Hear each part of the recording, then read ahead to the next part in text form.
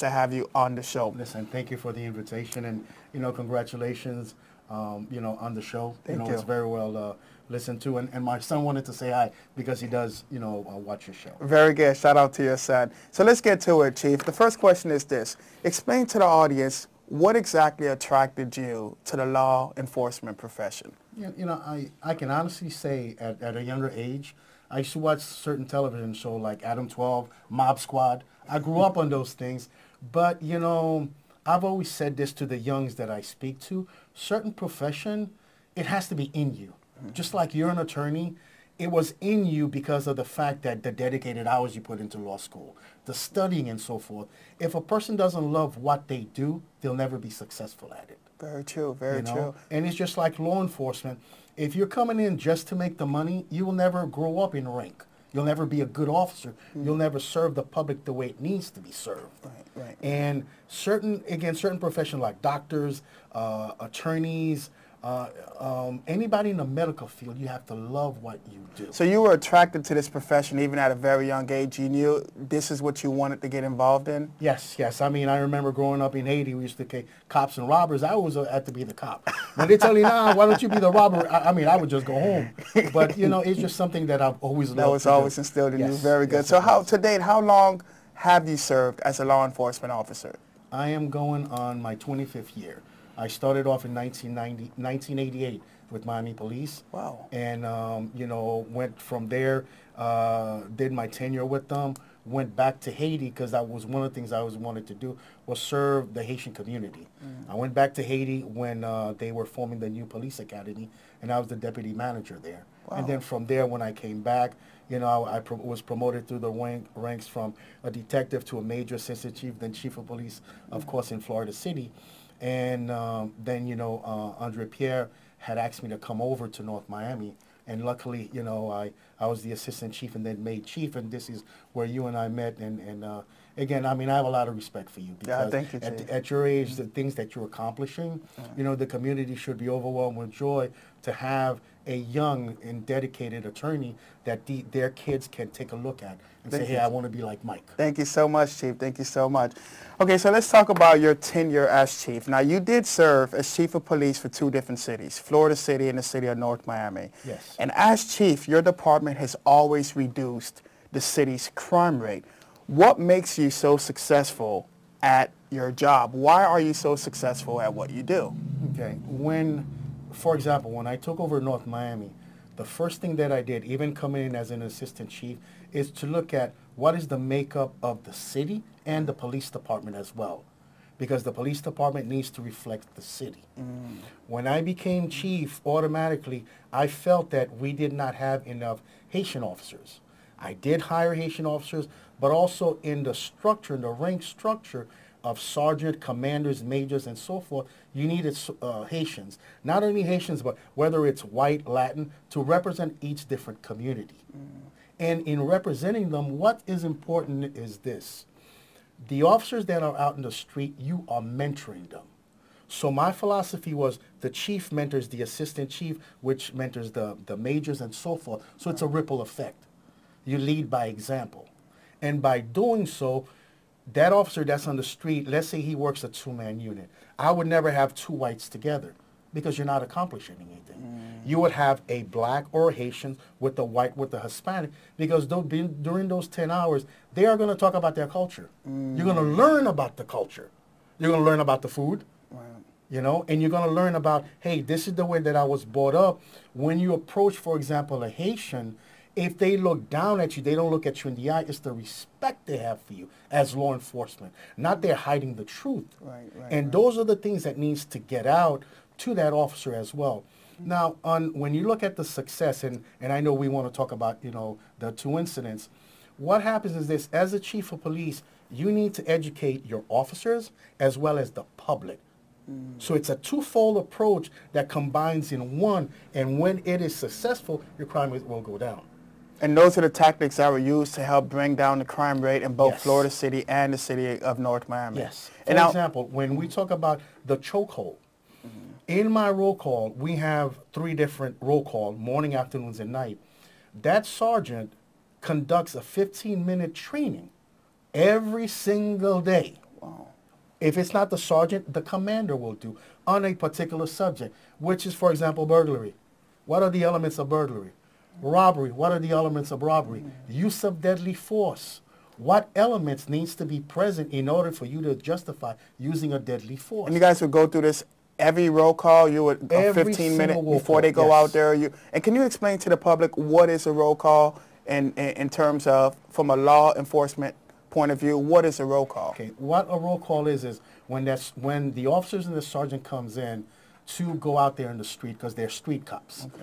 You meet with them for about 15 to 20 minutes and you give them different assignments. Not only assignments, they need to know the shift prior or the day prior, was there any incident that occurred? Got it. To where they need to be careful. Is there a particular area to where we had problems that they need to patrol better? You know, Okay. and one of the things that I had done is when a person goes on vacation, you can call the police department, says, hey, I want a watch order. Wow. To where, yes, that was never done here in North Miami, but it was under me.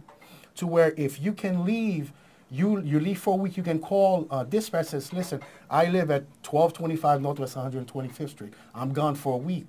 So what happens during that time, that officer that's assigned to that particular zone will go by your house at least one or twice during these 10 hours to check up on your house. That's fascinating. Yes. And then so I guess it explains, it's because of your particular tactics that you were successful in getting the crime rates in these cities down. And I think that's commendable. So let's talk about the incidents that led to both Eric Gardner's death and Michael Brown's death. Okay, so let's start with Eric Gardner. Yes. Eric Gardner was the man who was choked by the police officer while they were attempting to arrest him for selling a loose cigarette. Now, the first question that I have regarding Eric Gardner is this. Was the officer justified or right putting Eric Gardner in a chokehold? In your opinion, considering the facts that we do know, was that officer at that time justified in doing that, putting him in a chokehold? You have to understand, as far as the use of a chokehold, I know New York City, the police department banned it in 1993. Down here in the state of Florida, we don't do chokeholds as well. Okay. Okay? You have to understand, and this is what I teach the officer, as you approach a person, whether you're going to make an arrest or not, verbal judo. He's a human being. Was he being combative? You should be able to pick up as you approach him and let him know he's going to go to jail. Is he taking a combative stance? Is he swinging at you? What is he doing? You can always what? Call for backup. Where is the need for chokehold, you know, to the point to where the person loses their lives? What was he doing? Was he reaching for your gun? What was he doing? I mean, the facts are he wasn't doing any of this. Now, so let's talk about in terms of the policy being banned. So in New York City and apparently in the state of Florida, Yes. officers are banned from putting suspected criminals in chokeholds. Yes. That's okay. So clearly, Meaning that they don't teach that in the academy down here in the state of Florida. got it. Now, what methods should that officer had used to help subdue Eric Gardner? If, again, he was being combative, now you got to remember, if this was an undercover police officer, he may not have had his taser or his spray. Call for backup. Okay. That's all you had to do. Use verbal judo. Many a times back in the streets that when I was a detective, I would arrest a person, and they get up, they say, hey, Elias, I'm not going to go to jail, and they're like a boxer. I say, dude, what's wrong with you? Calm down. During that time, I'm pressing a button, calling for what? An emergency backup. Now, when we look at the video, because there's video that's actually out there, we see that Eric Gardner was, there was a smaller detective, an undercover officer, and you were right. When you look at that officer's belt, he didn't have a taser, he didn't have mace, but then there were other officers that reported to the scene. When this officer placed him in a chokehold, you had several officers surrounding Eric Gardner. So backup was actually there. So I didn't understand, and I didn't know if a method of using a taser or a mace, are those permissible methods here in the state of Florida, and was that permissible in New York?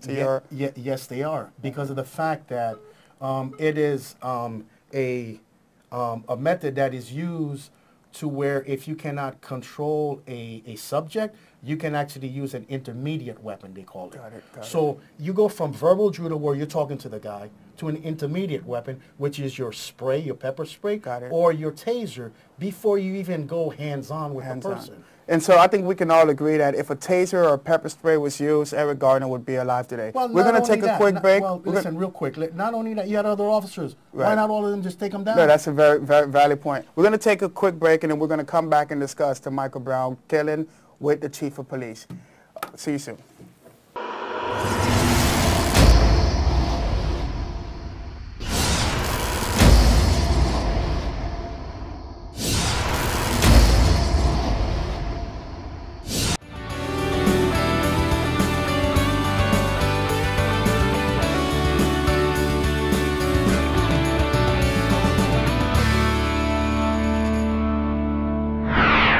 Welcome back to Michael at 10 at Large. Okay, Chief, so we left off of, you were wrapping up a point regarding Eric Gardner. You made it clear that the other officers should have intervened and did what needed to be done to take him down as opposed to putting him in a chokehold. Absolutely. And that was your point when we were wrapping that up. Yes, to where if you had several officers, they all could have grabbed his leg, his arm. And what was he really doing? Selling cigarettes? Loose cigarettes, yeah. Loose cigarettes? Yeah. You know, what were their life in imminent danger there? You know, sometimes, you know, you need to look at the totality of it and understand that, you know, I always say officers have to be careful not to use the Superman syndrome. You need to look back and say, this is a human being like me. Let me, you know, use what I always call and tell the officers, verbal judo. Right. Talk to them. Yeah. You know, instead of going hands on. So let's talk about Michael Brown, which is somewhat disturbing, and this is the deal. At this point, we don't know exactly what happened at the initial encounter Michael Brown had with this particular officer. So we're not going to speculate because there's rumor has it that when this officer Darren Wilson was trying to get out the car, Michael Brown was being combative there. So we're not entirely sure what happened there. Right. But because we're not going to speculate, we're not going to talk about what we don't know. However, according to all the eyewitnesses' account, at the time Michael Brown was shot multiple times, Michael Brown had his hand up saying, all right, man, don't shoot, man. And despite the fact that officer fired 5 to 6 rounds into Michael Brown, what makes it so much more disheartening is that the evidence indicate that despite the fact that Michael Brown was much more taller than that officer, Michael Brown suffered a gunshot wound to the top of his head. So that indicates that this officer shot Michael Brown even as he was falling down. Now, this is my question. In your opinion, is a person ever justified in shooting an unarmed man with his hands up? Is there ever a time you're justified shooting an unarmed person when that person has his or her hand? No. If they have the hands up, then clearly they do not present a threat to you. Because in order to use what we call deadly force, certain key elements needs to be present. Number one is the ability. Does that person have the ability to cause threat to you? Ability meaning, do they have a knife? Do they have a gun? Do they have a bat? Did they have the intention to commit some type of crime? What was he committing that was wrong? Number three, was life in imminent danger? Whether you ran away, you swung at him, the police is upset, they were swinging back, then you say, hey, you bring your hands up and you say, hey, I give up. Is there imminent danger anymore? So where's the justification for the use of deadly force? So under those circumstances, and you clearly list the elements, again, we don't know what happened initially during that initial encounter. And just to put things in perspective and to be fair and to let the public know exactly what's what, the allegations were Michael Brown was at a store, a convenience store, and there's even footage of Michael Brown walking out of a convenience store and a small little guy tried to stop him, and Michael Brown turned around, pushed him away, and looked like he was bolstering a little bit. But Michael Brown walked away.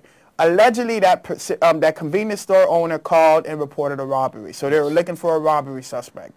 They find this particular officer, Darren Wilson, finds Michael Brown walking down the street with a friend. Yes. Now that we know. So allegedly, the initial encounter when this officer tried to get out the car, there was some type of initial encounter there. And I've read reports, I don't know if this is true, but I've read reports that this particular officer suffered a blowout of his orbital fracture. So that's indicative of a person getting punched in the face. Yes. So this is allegedly what happened. So I can understand at that point if the officer had to use not deadly force, but some type of force.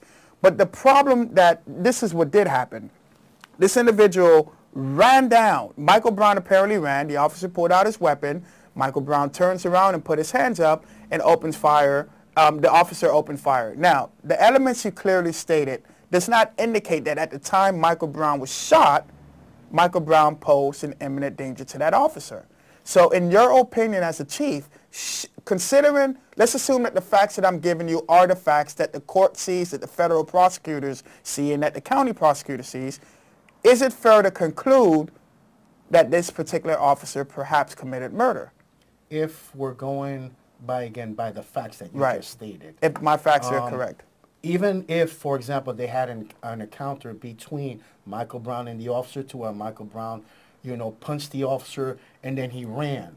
Once you say to a police officer, I give up, you give up. With your hands up. With your hands up. If those were the facts. Facts, right. It's hard to justify then using deadly force on a person that gives up. Okay. It's like if a person, let's get deeper. You get a call to a burglary in progress. The guy just burglarized the place, beat up the people, and he's running. Mm-hmm. And you say, police, stop, stop. And he says, okay, I stop. It's hard for me as a chief to then say, well, my officer is justified in killing this person and shooting him. Because he gave up.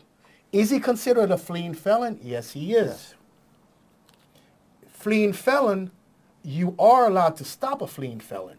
But once the felon has given up, with the hands up, it's really hard. Now, obviously, we're basing these facts on what we've read and what we saw so far. Yes. Now, if the facts are different, then our conclusions might be different. Definitely. But these are the facts that we do have. Because I don't want to put you in an awkward position where you're not taking up for fellow officers. But I think everyone, from a universal standpoint, would conclude that if a person has their hands up, you don't shoot that person. Officer or not, you do not shoot that person. In my opinion, as an attorney, I would conclude that, look, that's murder if you do it under those circumstances. So, okay, let's talk about what can be done to prevent this from happening. What can members of the public do to prevent things like this from happening to us? Incidents like Eric Gardner's incidents, Michael Brown's incident. What can we do to prevent that from happening to us? And that's really a good question, because it's important to educate the public, especially the young generations.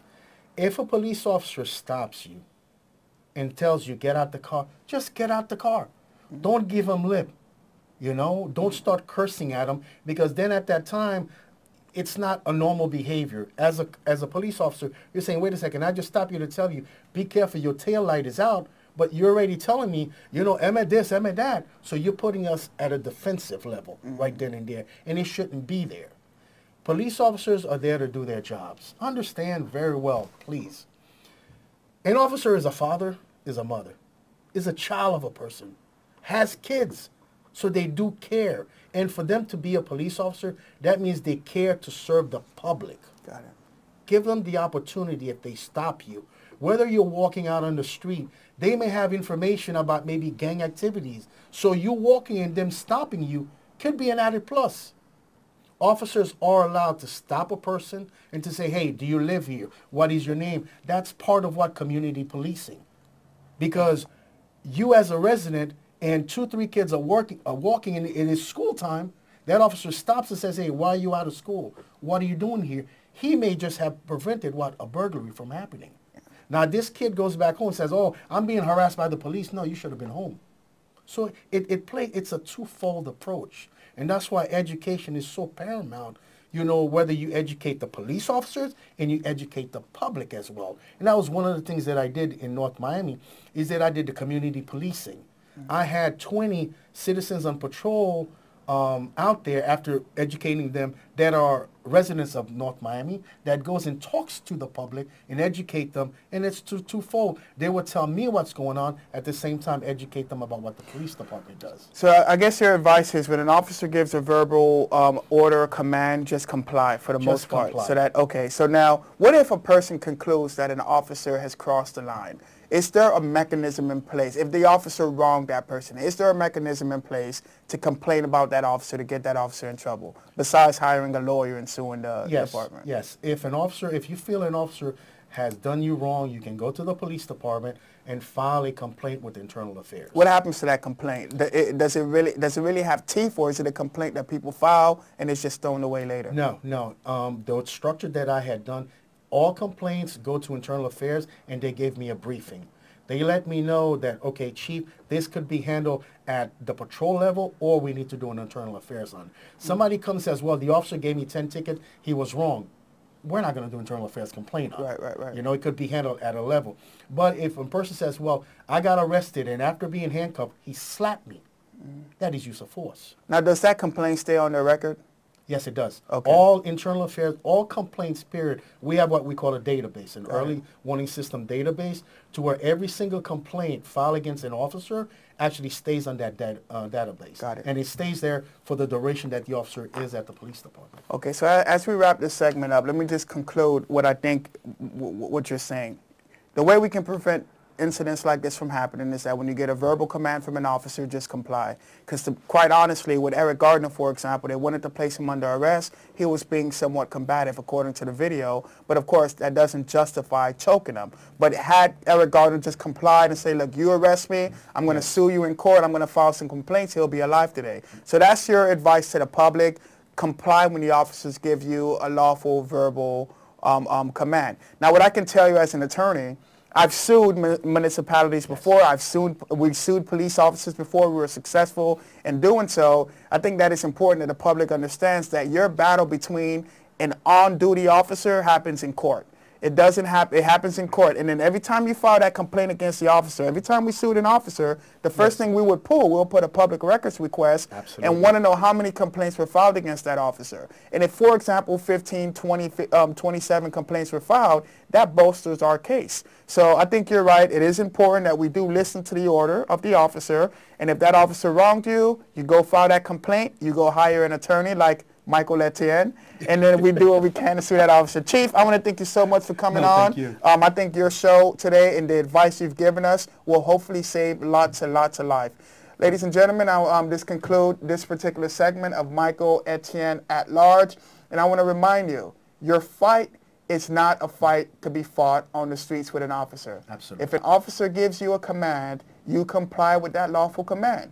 Now, if you think that that officer crossed the line, do not be combative on the scene. You become combative when you file that official complaint against that officer, and when that particular officer gets a letter indicating that he or she is being sued for crossing the line. But do not take matters into your own hand while you're out there dealing with officers that are trying to protect members of the public. And don't forget, not every officer is a bad officer, but you do have some bad apples. Do not condemn all police officers because of 2 or 3 bad apples, and that's very important. You do not want to live in a country where you can't wake up and call 911 when needs be. So officers play a vital role in our society. But we do in fact have bad apples out there. And when you encounter those bad apples, you listen to their commands, and when you're done dealing with them, you go file a complaint against them, and then you go get a lawyer that would help you sue that officer, and that's where your fight is fought, in the courtroom. All right, I want to thank you again for watching Michael Etienne at Large. We can be emailed. You can email me at michael@michaeletienne.com. You can call our offices at 305-914-4421.